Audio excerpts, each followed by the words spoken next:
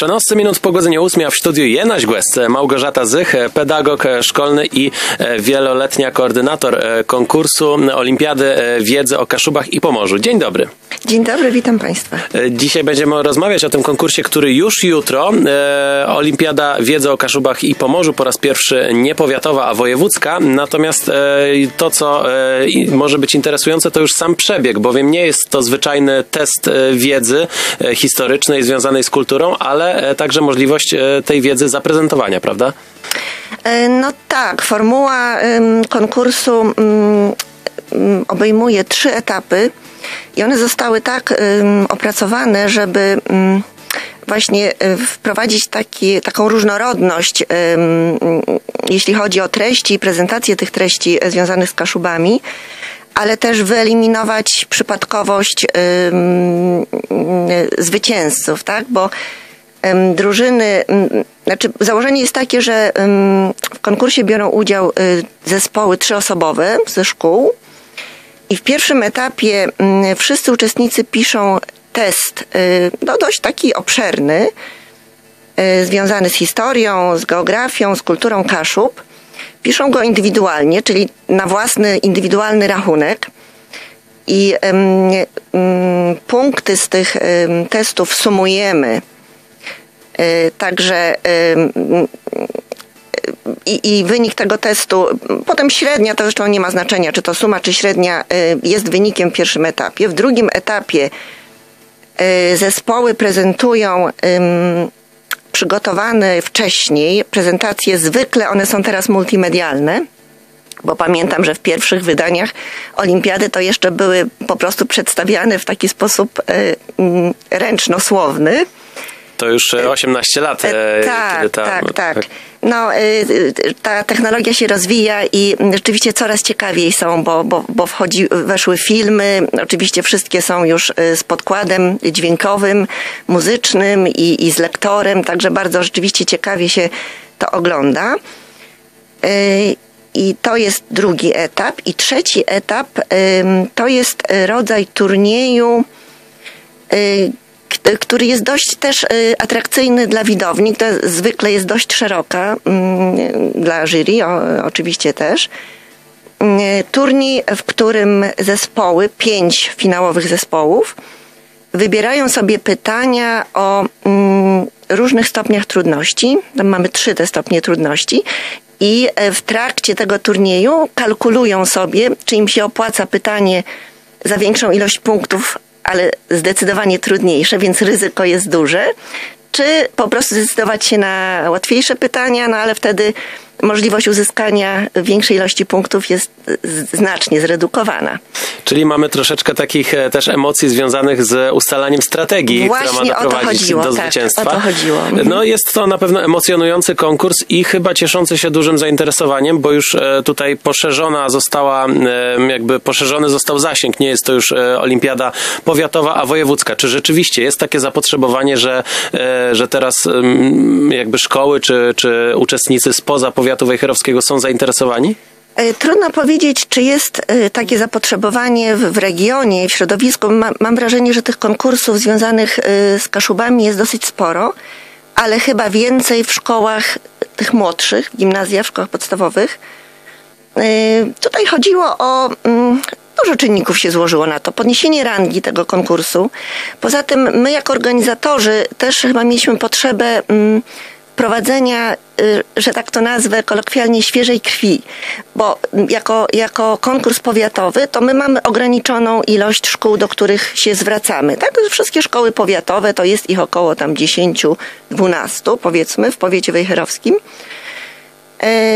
I nie ma właściwie praktycznie możliwości poszerzenia tej liczby uczestników. Więc zwróciliśmy się my do szkół jeszcze poza regionem wejherowskim. Odpowiedziała nam szkoła w Kościerzynie, liceum imienia Józefa Wybickiego.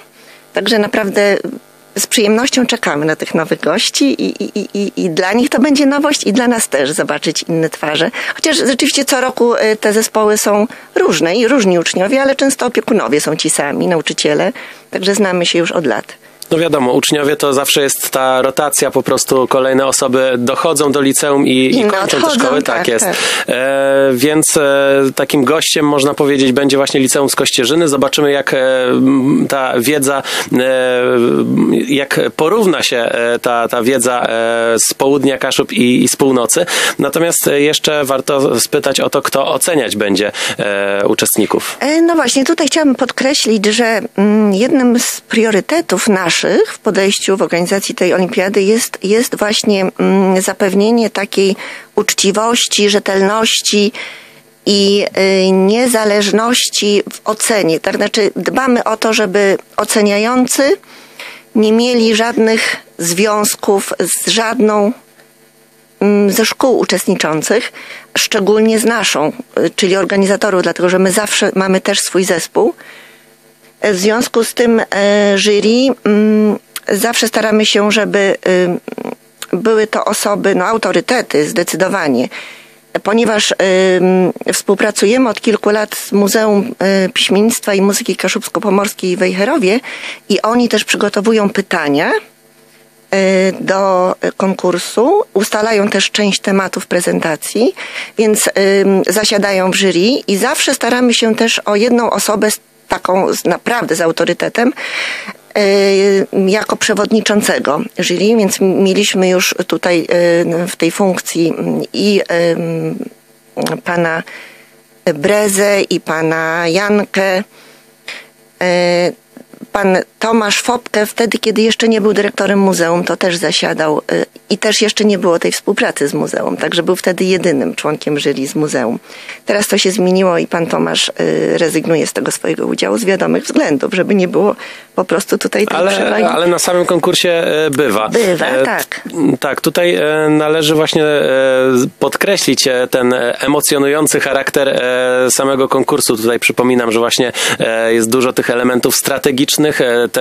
Też uczniowie muszą zaprezentować swoją wiedzę, nie tylko ją wypisać na kartce, ale też zaprezentować, więc to zapowiada się bardzo ciekawie. Jeszcze tylko spytam o tematykę, bo mówić o wiedzy o Kaszubach i Pomorzu to tak naprawdę mówić o wszystkim.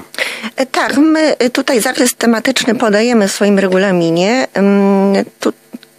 Przede wszystkim dzieje regionu, postaci i miejsca związane z Kaszubami, środowisko przyrodniczo-geograficzne, turystyka, gospodarka i topografia Pomorza, kultura materialna i niematerialna Kaszub i Pomorza.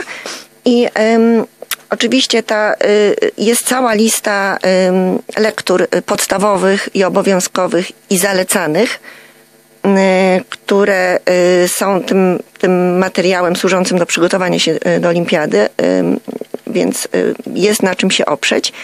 Bardzo ciekawą, jak tu pan wspomniał, jest właśnie ta część prezentacji multimedialnej. I w poprzednich latach, na samym początku mieliśmy tylko jeden temat prezentacji, ten sam dla wszystkich. W momencie, kiedy zaczęła się współpraca z muzeum, wprowadziliśmy drugi temat i jeden temat proponował muzeum. On zawsze był taki trochę bardziej naukowy, związany na przykład z patronem roku. Tak jak w poprzednich latach Krzysztof Mrągowiusz na przykład. W tym roku Józef Hełmowski jako patron Kaszubów w roku 2017. Natomiast my byliśmy autorem drugiego tematu. On zawsze był taki dający możliwość czy motywujący do ruszenia w teren. Na przykład były to takie tematy jak małe Trójmiasto Kaszubskie, jak jest, a jak mogłoby być, Kaszuby nieznane, Rumia, miasto z klasą, tego typu tematy. Troszeczkę też takie zachęcające do kreatywnego podejścia. Tak. I w tym roku mamy aż 4 tematy, propozycje tych tematów prezentacji. Jest to Józef Hełmowski, Życie i twórczość, Jan Drzeżdżon, 80. rocznica urodzin.